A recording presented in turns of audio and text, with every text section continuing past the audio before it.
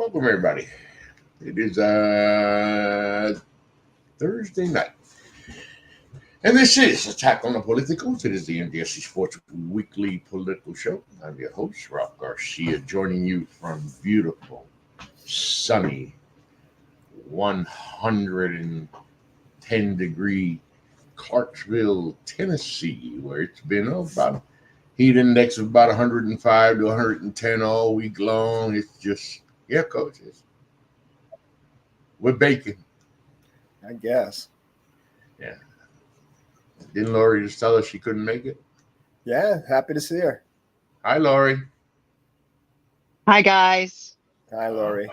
Couldn't help us out from Florida, Lori, and of course the coach. Well, guys, I'm trying to let's go. I'm trying to unlock this so I can share this with the public. Remember the website. It is ngscsports.com where you catch all of your current content. I don't even know if I have the website up. I do. Log on to the website right now, and you will catch. Today is the 29th. Got to make sure I'm current. And Mike Draculich is back, aka the Drax. He's our man in Pittsburgh. He gives us against all odds his NCAA and NFL picks. That's him and his dad going back and forth. He's also now covering the Western Pennsylvania. I don't know what the I stands for, Athletic League high school football. So he gives us what is it? Where is it? WPIAL football report week 1. It took hell to get in there. They wouldn't let us in for high school football. I'm like, seriously? Wow. But he got in.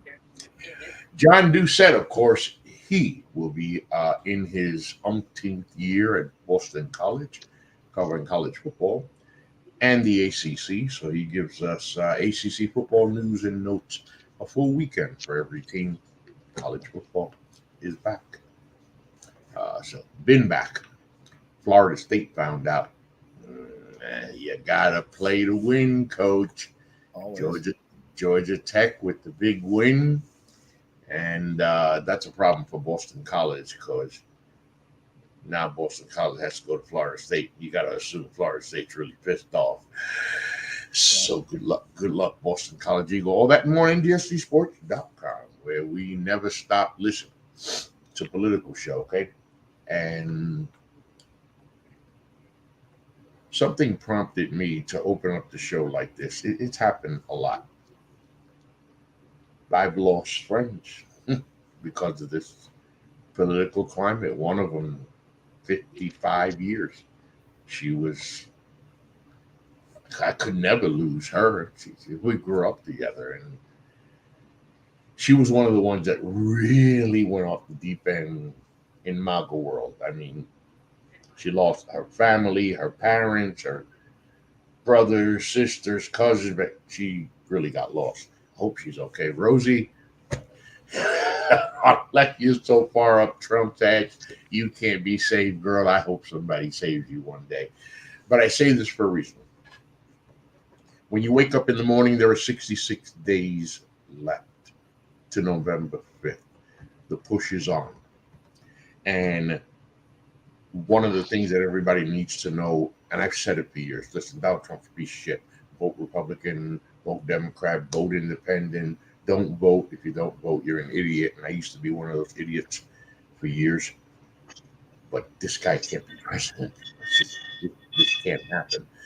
One of the things you have to do, Coach, now the Republican National Convention is over. The Democratic National Convention is over. There's been a whole month about this. Vice President Kamala Harris hasn't talked. She won't talk to anybody.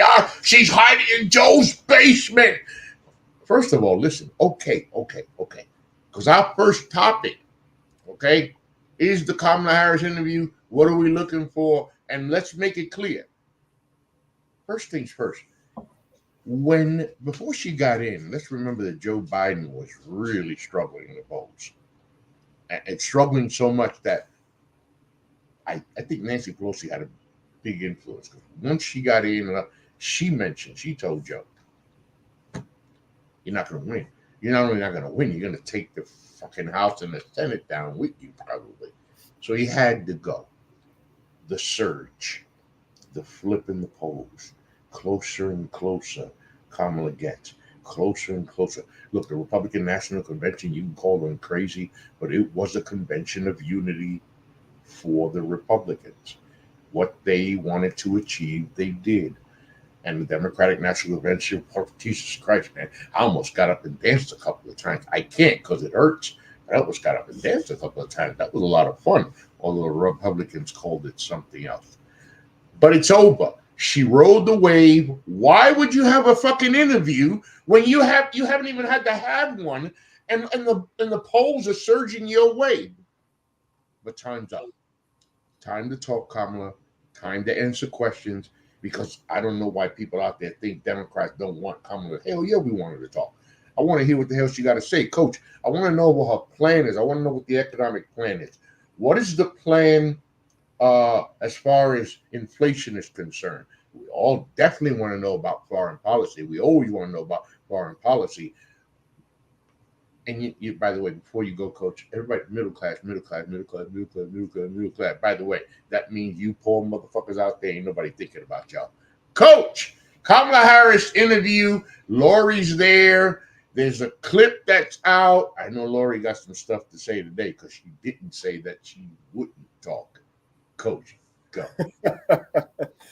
With regards to, the whole harassment about an interview, I think is asinine. First of all, no one fucking questioned why Trump didn't go to any friggin' debates.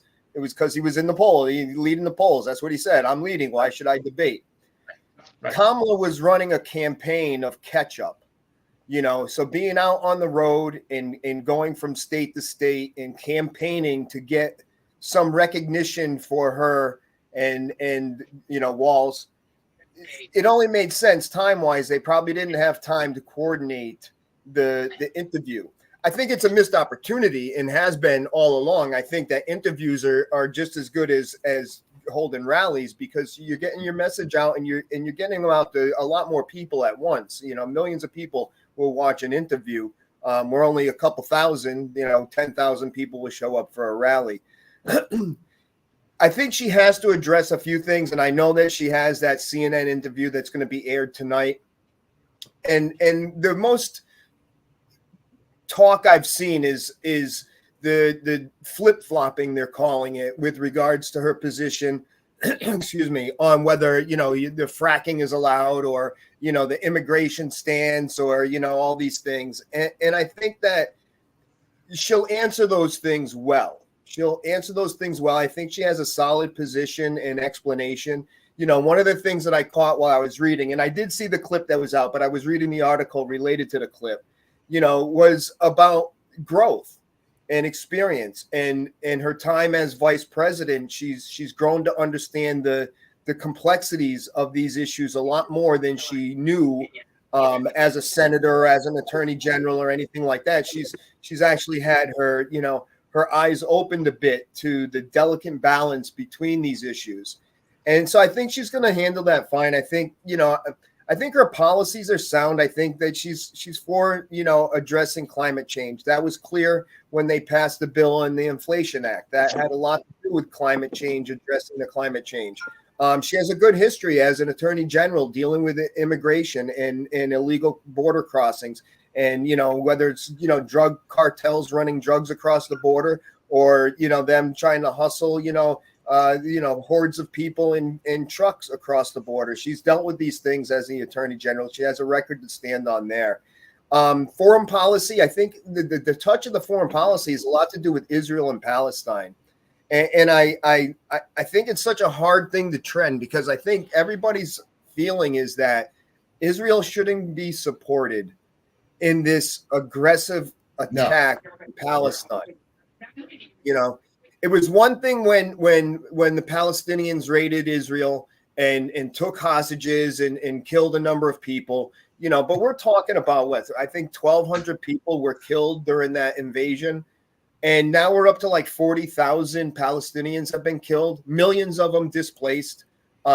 This I think is almost an incentive that Netanyahu had to allow this to happen, and I'm not a conspiracy theorist, but I think that he allowed this to happen for the retaliation of gaining land. I think that they have, just like Putin, I think they have eyes on the prize. I think they wanted to expand their borders, and this became a good way to do it. And I think that's why they're taking Gaza so seriously and grabbing as much of it as they can and policing as much as they can, pushing the Palestinians back. The bottom line is in that situation is that as a politician, you have to be able to walk that tightrope between, saying that we're going to support our ally Israel. We're going to support our ally Israel. They have a right to defend themselves, which they do. There's no question about that. But they're no longer defending themselves.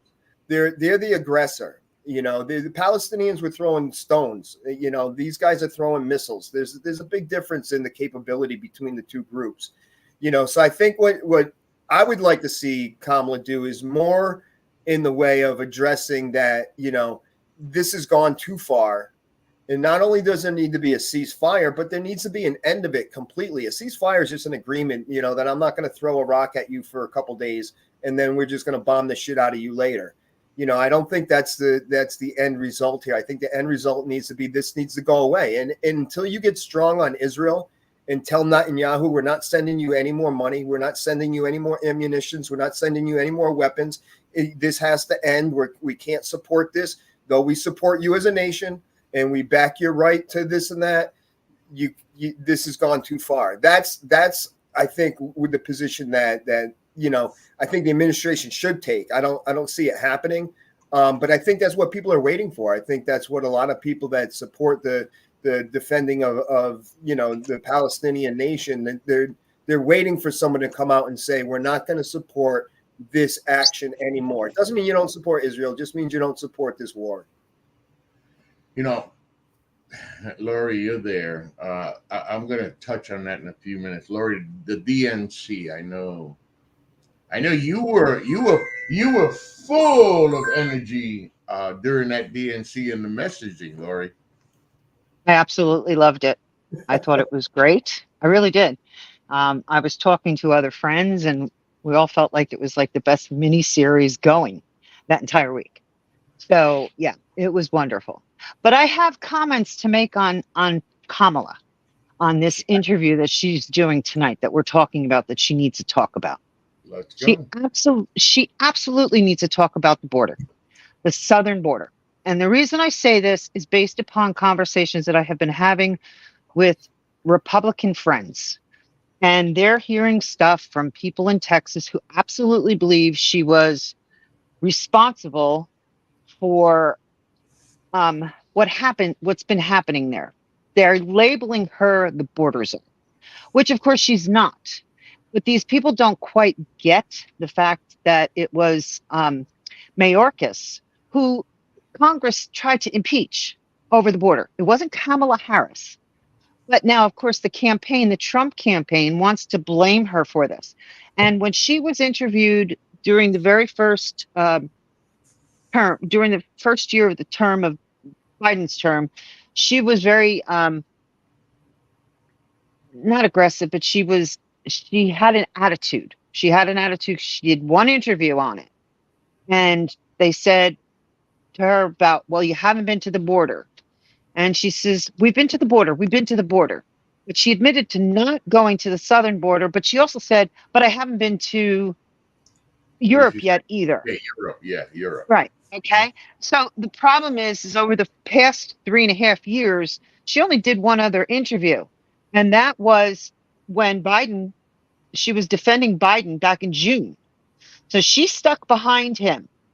But we got people who still believe that she's responsible, although she was only responsible. And again, this is Biden's fault, too, because in the very beginning of his term, he said that Kamala was going to take care of the southern border for us. But in reality, all she did was she was supposed to be the diplomat to deal with the countries, the leaders of the countries. And the shift in the immigration now has included countries that weren't part of the problem before, such as Venezuela, And there were at least 3 that I read. I don't remember the other 2, but she was juggling not only the original immigration problem, dealing with those leaders, but dealing with the new leaders. So people see her as having failed, and they want to put the blame on her. And that's where I think this needs to be something that she has discussed tonight. I'm hoping it is something. I'm hoping she's talked about policies, which I think she has, based upon the little clip that I saw, that, they asked whether she's going to be changing her positions. And actually, I think the lead wording in that report was wrong, because I don't necessarily, unless we haven't seen enough yet, I don't necessarily believe she's going to pull back on a lot of her positions. And I thought what she said in the clip that I read, where she prosecuted people who were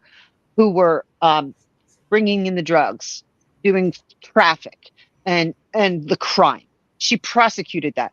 People have to hear that, because what I have heard is she is not a good politician. She might have been a good senator, but she's not a good politician because she failed at the border. I think that's really important to be covered.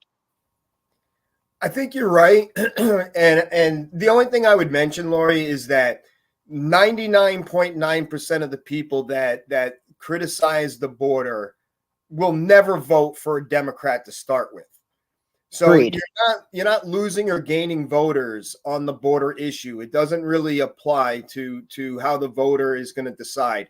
Even the independents don't put a lot of stake on the border. If they do, they're going to vote for Trump anyways. So I don't think you lose anything there. I think you're right. She needs to clarify her positions, and she needs to have an answer for it. And she has kind of been given the job of the czar title, when it wasn't really her job to handle the border the way that these Republicans are being told that she failed at doing this. The thing she needs to point out mostly, I think, in the interview is that there was a bipartisan bill created by the Senate, and then when Trump came out and asked them to tank it, they tanked it. And, he calls it a bad bill and this and that and the other thing, but that's just his bullshit rhetoric. They tanked that because they didn't want a solution for the border. And that's what she needs to point out. I agree with you. And I think that would be an excellent opportunity for her to make an ad. Because if you think back to the State of the Union address this past year, that Biden was talking about that very fact, that the Republicans tanked the deal. And they panned in on the one Republican who's been super critical and super pro-Trump, and his head was shaking. Yes, he agreed with the president. And I think that it was tanked. And I really think that would be an excellent advertisement for her to get out there. You're right. And I hope she doesn't miss that opportunity when asked, that she brings that up, because I think that's important. And the thing about it is that when the bill was created, everybody commented, especially Republicans, on the strength of that bill and the fit that it had for the needs that we had. And they had gained so much concessions from the Democrats in order to get this bill put together. I mean, there was no birther, there was no extension for people that were here. There was a lot of restrictions that were left in place on that bill that Republicans wanted. So the fact that they walked away from their own bill, it only goes to show you what Donald Trump's influence was on that. Exactly. I just want to hold on. I'm switching back to this camera. I just want to go on record. I might like the other camera. I'm not so close. Okay. Before I forget, I gotta go. Let me go back. Hold on. Because I like this camera. Okay, good. Coach, that sounds like Lori, right? Sounds like Lori, right? Because yes. That is the most she has run her mouth. It is a new record, folks. That is the most she's run her mouth consecutively in years on the show. You see me? I was sitting back saying, "Oh, damn, this is fun, boy." All right, but let me address some of that. First and foremost, let me call bullshit, and this is what I mean. When was the last time major legislation on the border was passed? decades ago. Decades ago. And by the way, and I want to touch on the thing about blaming Kamala, right? Blaming Kamala for the border. Remember, strategy is very important in a campaign. And you got to say shit that ain't true. Now, Donald Trump does it in a different way. He's just a fucking liar. I'm not talking about that. Just a regular campaign. You got to lie. You don't want to just outright lie, but you got to make your opponent look bad. So you got to blame them for stuff. This stuff that Kamala Harris has already blamed Trump for, that you don't blame him for either. That's just part of the campaign. But nobody's done shit about the fucking border. Nobody's cared about the border. And then you get this bill right here, and it was bad. It was bad. Lori touched on that, though. It is important that she talks, and I'm going to switch back because I am fading in and out on this one. But Lori's right. She talks about the fact that Kamala's going to have to talk about the border. Got to address it somehow, some way. Now, before we get off of this, I pulled up some, transcript from the interview, where that is coming on in about 37 minutes. They'll show it. By the way, people were like, it's not live. It's not live. Like, you motherfuckers are not going to be happy if she fucking stood up. The only way you're going to be happy is if she goes live on national TV and say, I fucking concede Donald Trump can be president. She's not going to say a thing that's going to satisfy you. But this is what we'll see later. Kamala says, I think the most important and most significant aspect of my policy perspective and decision is my values have not changed, she told Dana Bash. Dana Bash, of course, of CNN, who will do the interview with her and the vice presidential nominee, Tim Walz. It says Harris has moved more towards the center on some issues from the time she ran for president in 2020 until she took over from President Joe Biden as a Democrat's choice to face Republican Donald Trump on November 5th. She has toughened her position on migration along the southern border with Mexico, and she no longer wants a ban on fracking, an energy production method that, of course, employs many people in Pennsylvania.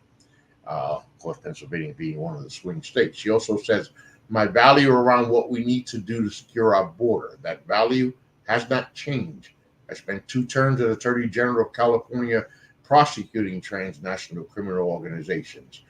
And she goes on to talk about that. So listen, as we grow older, right? Have we all said things like last year, 5 years ago, 25 years ago, that we look back on now and say, damn, I can't believe I said shit like that. Did I say that? We all have said that. You know what that is? That's called growing up. That's called evolving in life.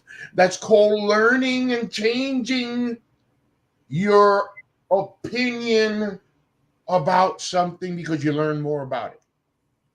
So she changed because she's still the same person. She's still the same. Look, whatever you guys could say, Lori, I know, man, I love that damn speech of hers. What I really love about speech of hers, not the words. Same shit. They all say the same shit. The strength that she showed was not the Kamala Harris I saw at the debate when she was running for president. And that was 2020. This is 2024. So let's give it a chance. But at least we can all agree as we get off of this, she's going to have to hit it out the park tonight. She's going to have to hit it out the park. I agree. I mean, I agree. She's never going to satisfy the maggots. I'm not worried about them. But I don't think it's detrimental as Biden's debate, for example. I mean, if she doesn't hit it out of the park, I don't think it's going to affect her the way that Joe Biden's failure at the debate affected him. And we're going to talk debate here shortly. But first, here's why I think it's really important that she does it well tonight. Yes, is because they're going to be watching. Yeah, they're going to pull out. They're going to pull out the things that they can and disrespect her and put all kinds of nonsense and whatever out about her. But Trump is going to be watching her. Oh no, of He's course, and it doesn't matter what she says. She not, can, and yeah, yeah, she can he's knock going it to be. out the park. Yeah, She knocks it out of the park. I could see him saying tomorrow, "No, I don't think I want to do that debate after all. I think it's going to scare the crap out of him." well, don't do it because I can't wait till we talk debate. But even if she literally, in baseball terms, pitches a perfect game tonight, the right's gonna shred her to pieces. It's just the way it goes, okay? It just has to be for me. I'm just gonna speak for me, and I know I speak for many. We just have to be able, at the end of the debate, we have to be able to say, yeah, okay, she sounds right. Because that's all it is right now. Okay? Think about it. Photo ops. What the fuck is it? Do I care? You said, do you really mean what you say? Again, it's all posturing, it's part of the campaign. You want to hear the strength, and I want to go to what Lori said. And Donald Trump, of course, will be watching very closely. Very closely. We're going to get to that. Coach, shifting the polls keep on shifting, and the polls keep on shifting. Huh, Coach? I'm going to bring it up. Go ahead, Joe, while I bring it up. You know, the most significant thing that's happened this week has to do with, you know, RFK dropping out. And a lot of speculation was that his 5% of supporters were going to shift to Trump. And what you're seeing right now is a very little effect on the polls at all. It seems like they've kind of split, that Kamala picks some up and Trump picks some up, and it effectively hasn't changed the spread. Now, Kamala, you got to put it into the perspective that when Kamala took over the running for Biden when he dropped out, Biden was behind a couple points behind Trump in almost every poll. And Harris picked up from there. And as the polls started coming over the weeks of her campaign, polls started rolling in. They showed the closing of the gap. Then they showed her surpassing him. And right now, you'd be hard to find a poll that has Trump in the lead. I'm talking national polls. State polls are a little different, but as far as the national polls are concerned, Kamala's killing it. She's got anywhere from a 2 to 10 point lead, depending on the polls. The only time I see Trump having a lead in the national polls is when it's done by a Republican pollster. When you're looking at their results, they always have Trump winning in the poll, though it be by maybe 1 point. They seldom ever show Kamala ahead.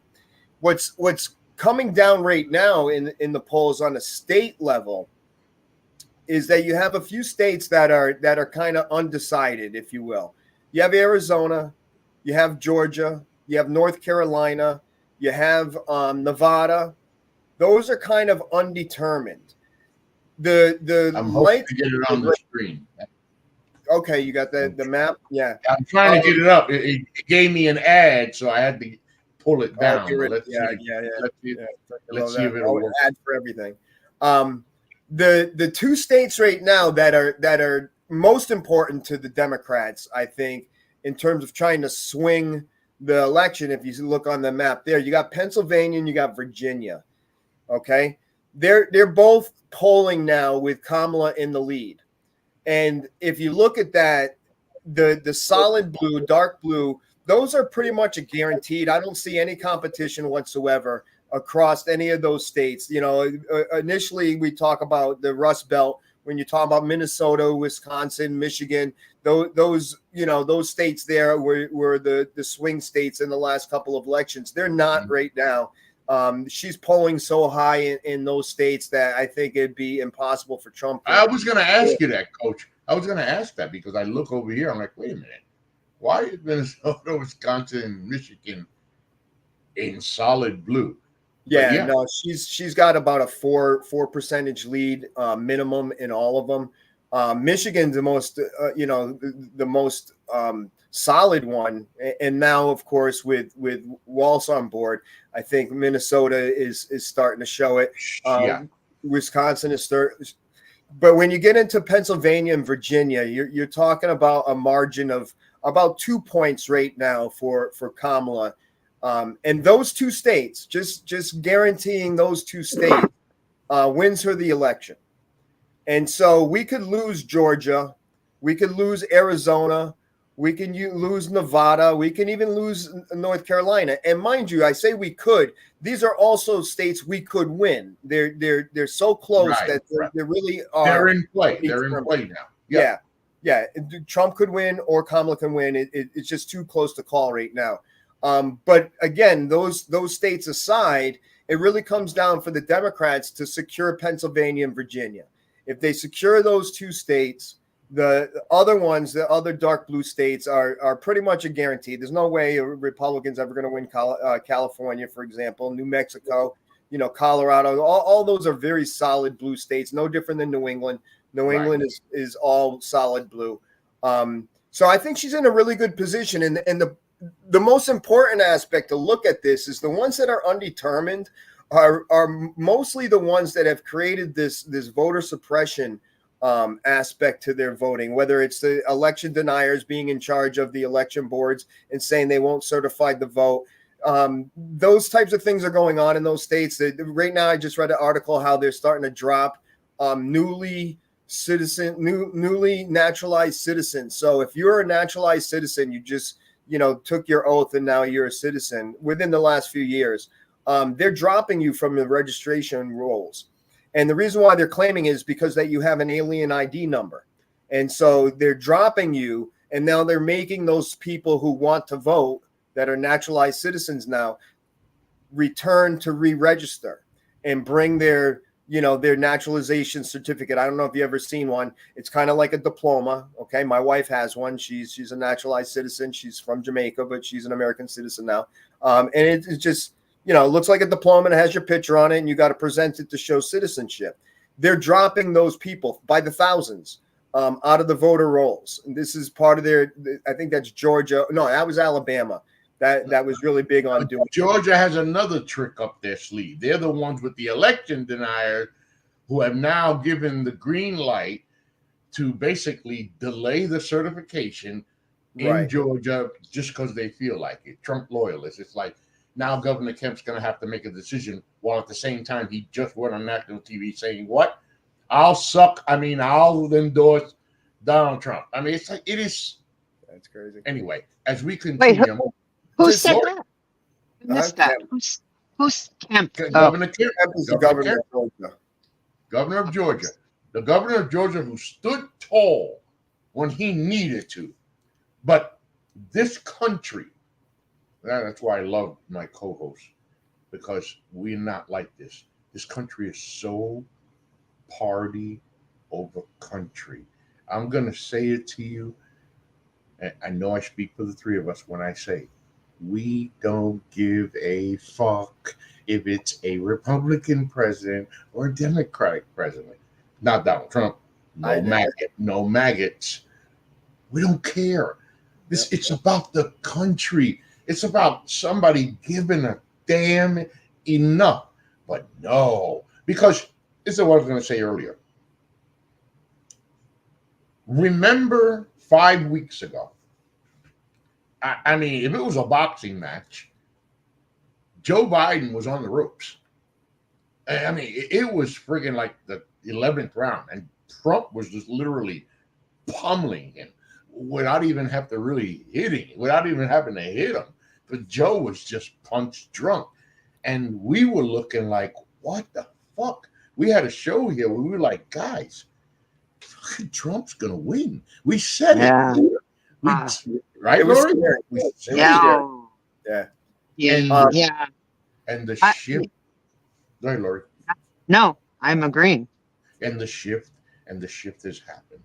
So now, as we looked at the map, what it does, it's been a lot of scenarios about the paths to victory. Coach brought this up last month about path to victory.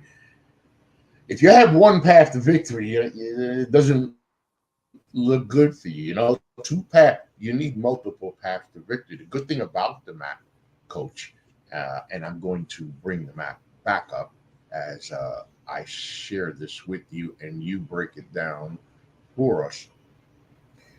we look at the map, okay? So again, the surprise to me was the blue wall up here. The blue wall, so important, so important. And if Kamala Harris was to get the blue wall, and you slip in Pennsylvania, it is going to be hard for Donald Trump to win the presidency. And as you have stated before, we're looking at places like Nevada, Arizona, Georgia. And by the way, Georgia 3 weeks ago was not in play. 2 weeks ago was not in play. All of a sudden, Georgia's in play. North Carolina's seriously in play.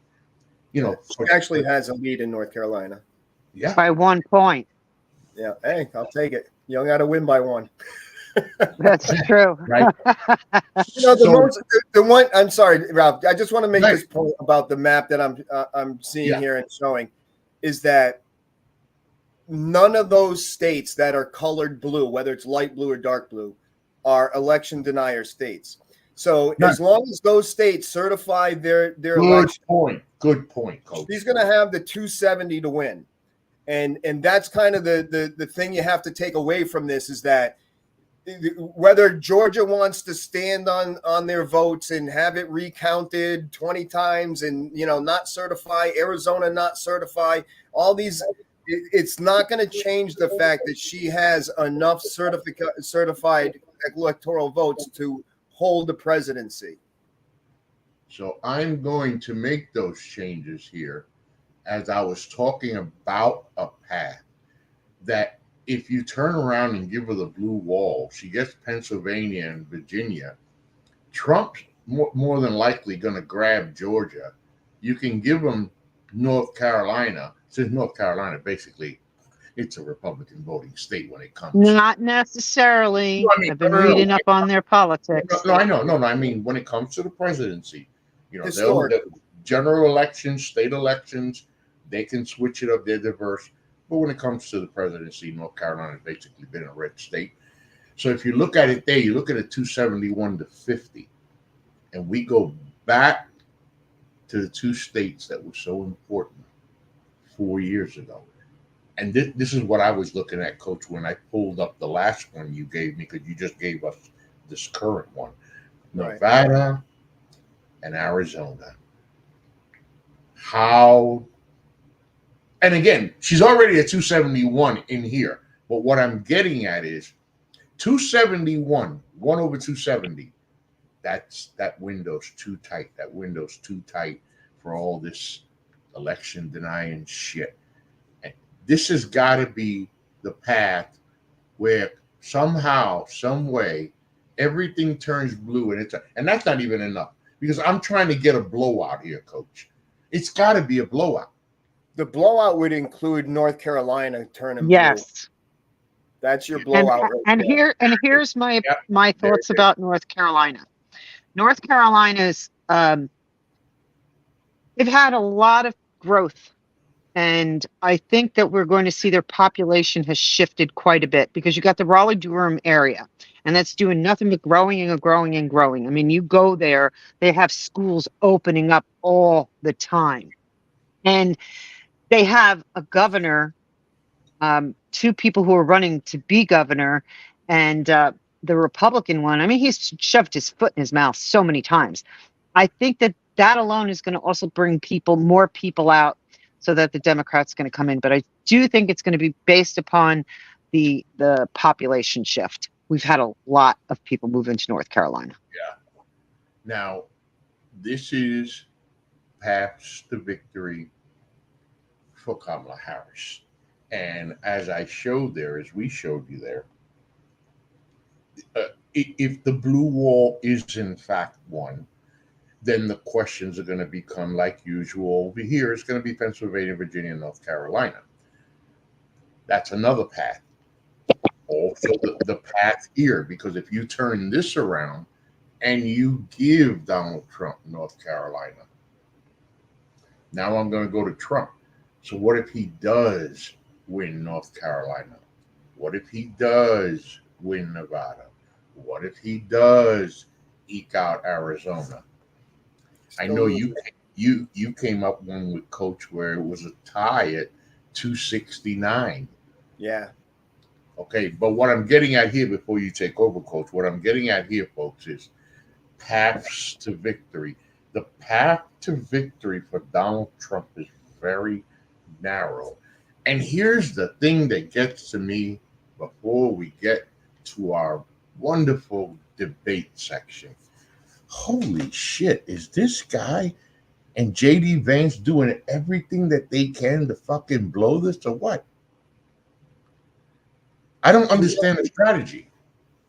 There is no strategy. That's the problem with the Republican Party.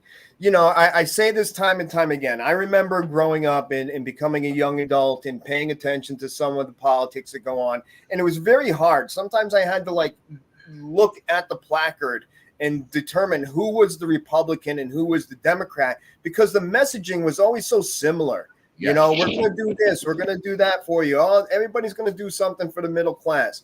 And that was true all the way up until Donald Trump came into the picture. Donald Trump is the first president candidate that I've ever seen that was so divisive, that didn't give a fuck about the other side.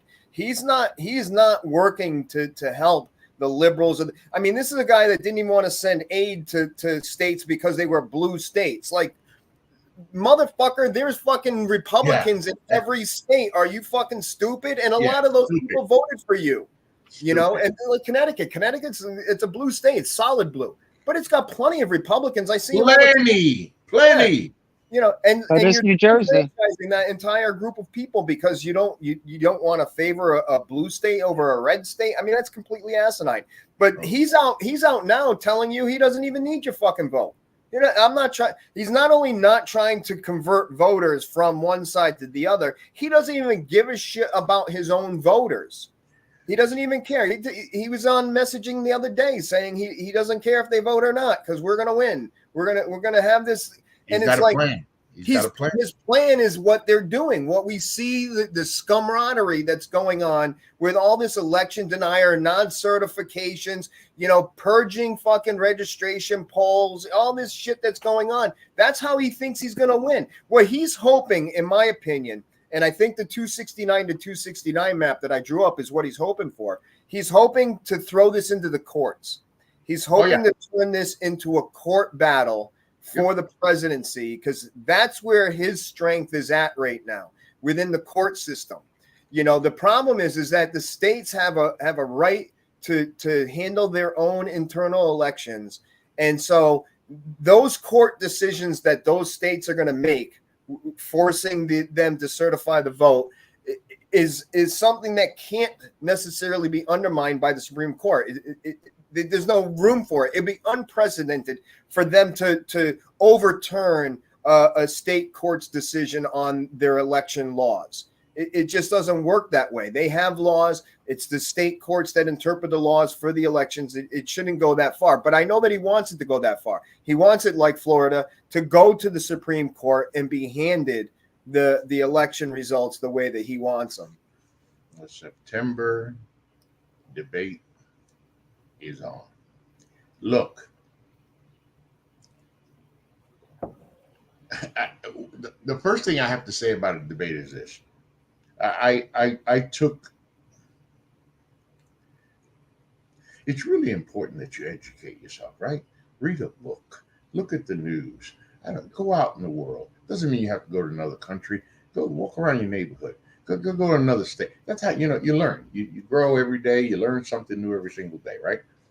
And you change your point of view, et cetera, et cetera. What you don't change, especially when it comes to a presidential election, is you got to do what you got to do to win, right?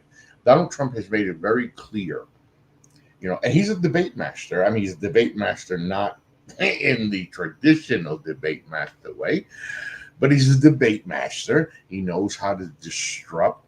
He knows how to basically fuck up the whole atmosphere to his advantage.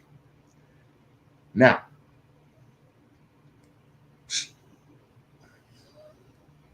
trying to say this nice as I can say it, but I don't know how to say anything nice. How the fuck are you going to tell me that Donald Trump got the eye, whether it's this piece of the eye, this piece of the eye, that piece of the eye, in any fucking piece in IQ that is ever gonna match Kamala Harris. It's not gonna happen, people. She's so much smarter than Donald Trump that if they only debate, just debate, this motherfucker's gonna look so stupid. But you know it's not gonna work that easy, right? It's just not gonna be that simple. Mike's hot, Mike's not. Listen, I'm a man. Donald Trump, you like to push women around. What's the problem? Let's open the mic. I mean, it's what you've always thrived on. She wants to change the rules. She wants to change the rules. As soon as he said it, I read that shit 10,000 times on social media. They repeated it over and over again. She wants to change rules. You ain't got a fucking problem with Donald Trump want to change rules. He won't change rules. He's trying to change our fucking democracy, and you're worried about her changing the fucking rules on the debate. Lori, I'm going to go to you first, okay? Woman power here. This woman was started as she went to Howard, as an attorney, prosecutor, attorney general, vice president. Sounds pretty educated to me. She's been there for 3.5 years. Sounds like she learned. How in the hell could she possibly? That's what I'm worried about. How could she blow a debate? Because, by the way, before you go, Lori, it isn't like it's going to be a lot of policy. Yeah. By the way, Trump was supposed to talk about economic policy the last 2 days. He can't do it. He just cannot do it. He has to talk shit and talk crazy. But what I'm worried about, Lori, is how does she blow this? How does it go bad for her? I worry that as strong as we've seen her, is Trump going to get to her? Because I can't see her blowing this. I can't either. The only possible way that I think it would happen is if he attacks her on the policies and she gets defensive, that because he's blaming her for everything now, as if she were the president. You know, at the Afghanistan withdrawal right now is a big to-do.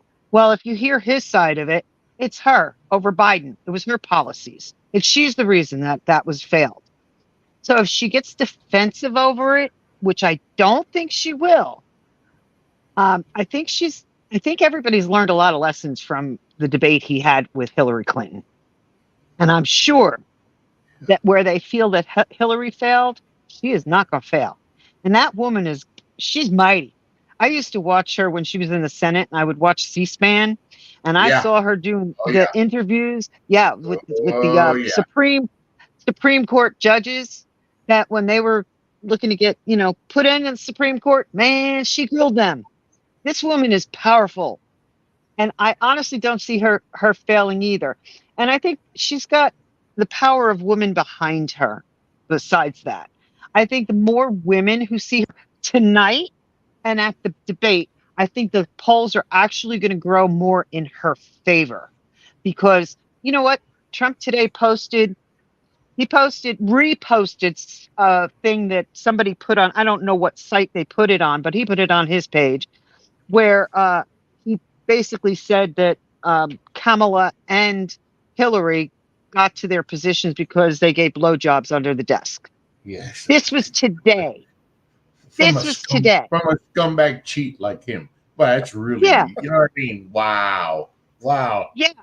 So, I mean, these are all, to me, their strengths. They're going to make her stronger. That's how I see it. And they're going to make women hate him more. At least I think so. And right now, I really believe, as far as the election goes, women are going to carry this thing. We've got that abortion issue. It may not be the top issue right now because people are worried about economics. But I think people are going to remember that because she's going to bring that up.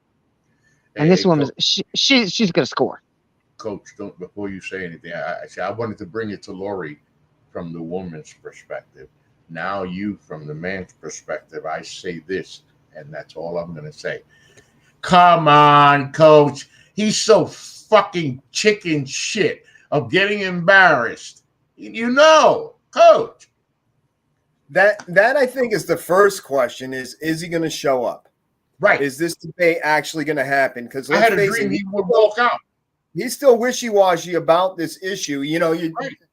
just to clarify for some of the listeners who might not understand what you were saying about the open mic versus closed mic. This is the issue right now, in that in the first debate against Biden, it was the mics were muted when they weren't the ones answering the question. So when the question was posed to Biden, his mic was open and Trump's was shut down.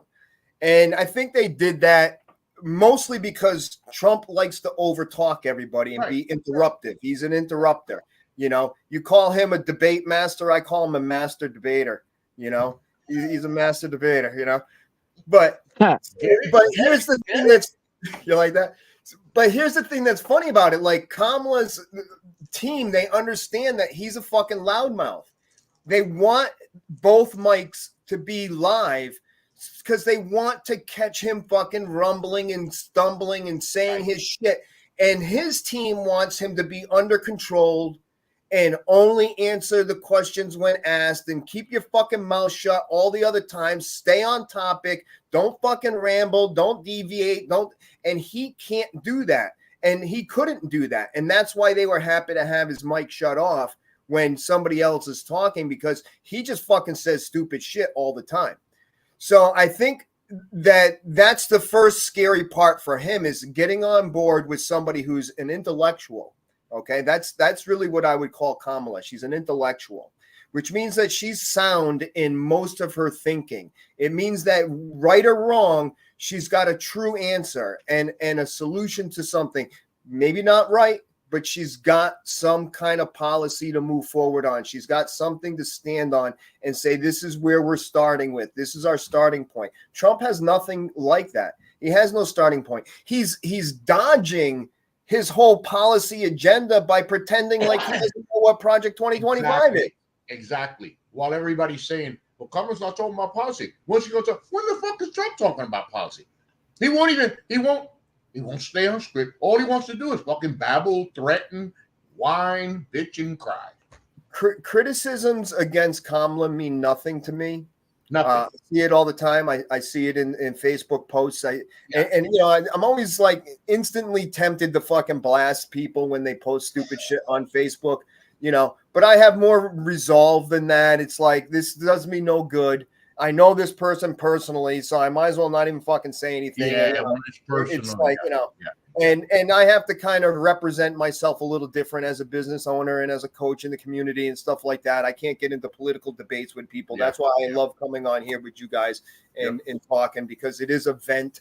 It allows us to, you know, to share our thinking with people that, you know, aren't going to take offense by, you know, maybe having a difference of opinion. But when it comes to her debating, I think she's going to fillet this guy and in such a way that she's going to come out as the intellectual. She's going to come out as the one that's got a grip on things, whether or not you agree with her policy, whether or not they go after her over fracking. Let me tell you about the fracking, right? So Trump says his first day is drill, drill, drill, drill, drill.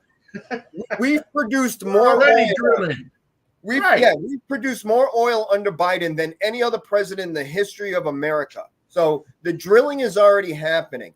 You wanted to attack Kamala on fracking, okay? Kamala's the one that passed the tiebreaker vote to increase the amount of fracking that was going on to develop more oil. So there's no real grounds.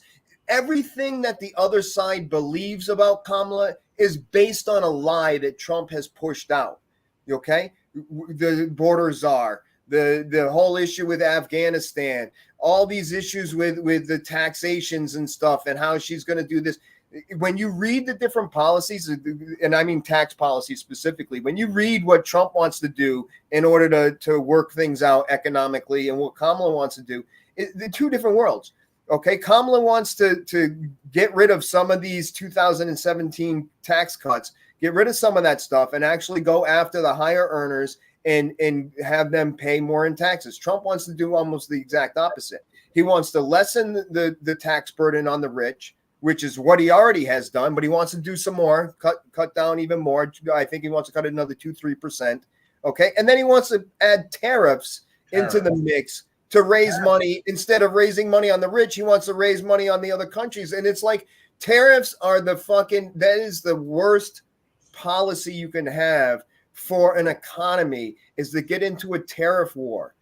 All you're doing is passing the costs on to the consumer. People understand this. Or at least smart people understand. Coach, I don't understand. I don't understand what they don't understand. A tariff. So you're trying to penalize this country. Correct me if I'm wrong. Trying to penalize it. So I'm going to raise the price. And I'm going to try to do my best to make sure that consumers don't buy your shit.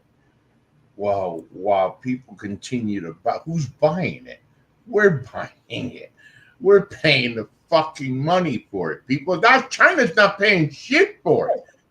The problem is it's American companies, American companies that are working in China, for example. It's one thing if you have two products. You have an American-based company turning out widgets, and then you have a Chinese company trying to ship their widgets to America to compete with this American company. Now, a tariff on that level works because now what you're doing is you're making the Chinese widget more expensive than the American widget. That's a tariff that works. But when you're talking about an American company, Nike, that is sending their sneakers over to America where there's no other alternative for those that love Nike than to buy Nike, they're the ones that are going to pay that increased cost that the tariff has imposed because there's no alternative to a Nike in a Nike person's mind. You get your Air Jordans, whatever. Yeah. But again, so you have to be selective in how you impose a tariff in order to stimulate the American economy. You have to be selective on what products you're putting that tariff on, not what country you're putting the tariff on. Just make sure and that's what I meant to say, products from China. But just make sure you understand something, people. We pay for it, okay? You can explain the 5 ways from Sunday is still the same shit. We're paying. That's the one thing I heard that Trump was going to, in his new tariff program, was China. He wanted to put a 60% tariff on, raise it 60%. It does no good. It does no good. It does no good, but that's one of his policy points that he's supposedly, when he's talking, although he goes all around the world.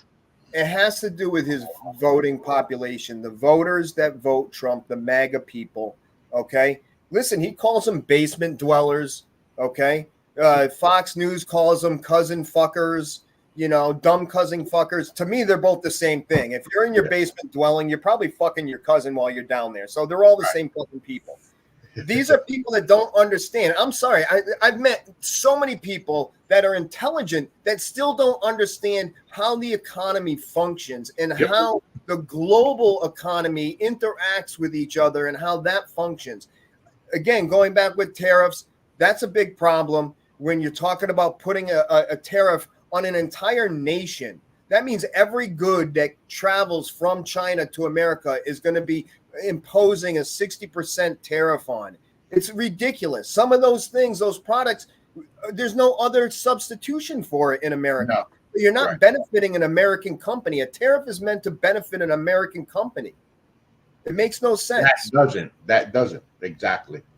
Well, we are about 60 seconds from Kamala Harris and Tim Walz. So I go to Lori in these final 60 seconds for the three of us to say, Lori, final thoughts.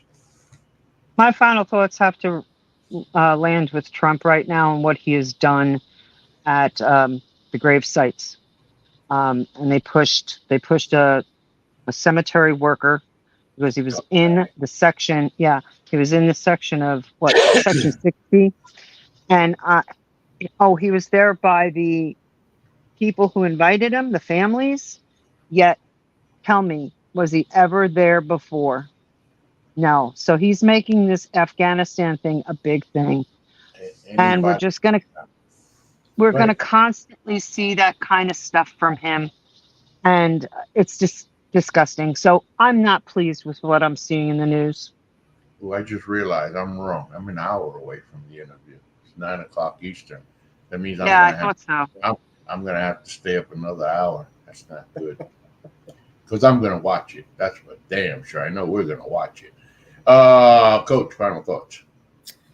I think that we have to take from this right now that Kamala Harris is on the way up. She's already, surpassed Trump, I think, in the national outlook on things. I think people are energized by her campaign. I think they're energized by the option that she presents. And so as long as she stays the course and doesn't pander to Trump's accusations and lies and slander, don't even involve yourself in that. Like she said, I think her comment was, the same old story, same old game plan nonsense with Trump, talking about her race and stuff. That's the way to handle Trump. Be dismissive. Don't get into a tit for tat with him. No. Don't go back and try to insult him the way he insults you. I mean, it does her no good to call him an orange monkey, as much as we all would like to see that happen. It does her no good.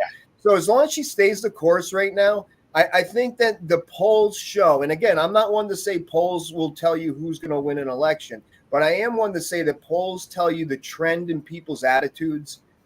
And that's what is being demonstrated right now. The trend is going away from the concern that we had over Biden, and where, as a result of that concern, he was polling low. And now Kamala is winning every single poll that comes out right now, including some of those swing state ones that just like 4 days ago, I was looking at the polls in Arizona has now flipped. Arizona is now, Harris is ahead in Arizona. The only one of all the states that are going on right now that Trump has a slight lead is Georgia. And that's a half a percentage. He has a 0.4% lead over Kamala. Okay. And again, you have to realize that when you're talking about polls of a particular state, you have to look at the mass of the state. In Georgia, a lot of the mass of the state are Republican counties. But when you're talking about population density, you know that there's a blue population density in different areas. Atlanta, for example, is a blue population density. Well, if I only call 5 people in Atlanta and ask them their opinion, and then I call 5 people all around the rest of the state, we're going to have a 50-50 split. But it doesn't mean that this 50-50 is representative around there. You got millions of people in Atlanta, and you got 1,000 people outside of that. So again, in the end of the day, those uncertain states are still uncertain, but the trend, the North Carolina trend, now she's leading in North Carolina. She's leading in Arizona. She's leading in Nevada. I still call them toss-ups because it's a small lead, but it's a change that has happened. Trump was leading there, and now he's not. My final thoughts go to tonight. This is where it begins. The conventions are over. You can talk all you want. She was installed. Joe Biden was kicked out. Why? The fight starts now. Kamala Harris must make a statement tonight. For me, who's going to vote for her, of course. But for me, Kamala, I got to feel it. I got to feel it, baby, like I ain't never felt it before because the stakes are way too damn high. You got to answer, and Dana Bash is great, but then you're going to have to, you're the other one that's going to have to hit a home run tonight because you have to make sure you ask her every hard fucking question there is. Try to rattle her. Try to break her. Try to break Tim because tonight is so important. Again, it doesn't matter if they hit grand slams and kick 90-yard field goals all day long. The Republicans are still going to find a way to bash it. That's fine. They can have their opinions. It has to be so strong that they make such a decisive statement tonight that we wake up in the morning and even the right is saying, shit, we might have a problem. I'll be back. I think I think the right is at that point where they think they have a problem. I really do. Yeah, but my thing is like that's the other thing I was going to say. Like Kamala Harris said, don't fall asleep, people. Don't fall asleep at the wheel. Absolutely not. Don't take shit for granted. Get your ass out there and vote because I'm telling you, if you think Donald Trump said to these people, no, you vote me in. 4 years, we'll fix it. You'll never have to vote again. Why do you say shit like that? I mean, why would you say some shit like that? I don't know if he was playing, but I'm not trying to fucking find out. So let's get out there. Well, thanks for joining us. This is Attack on the Politicos, of course. The website is ndscsports.com where you catch all of your current content. I'll be back Sunday to talk baseball with the guys. I can't see how the three of us here aren't back basically every Thursday until November 6th. So, and by the way, we have to make a decision, guys. Do we want to watch the election separately? Or do you guys want to help? Or you guys want to help keep me awake? And we have a special edition that night. We'll talk about that some more. Thank you for joining us, everybody. This is Attack on the Politicos. God bless and hey, vote, vote, vote, vote, vote. Peace.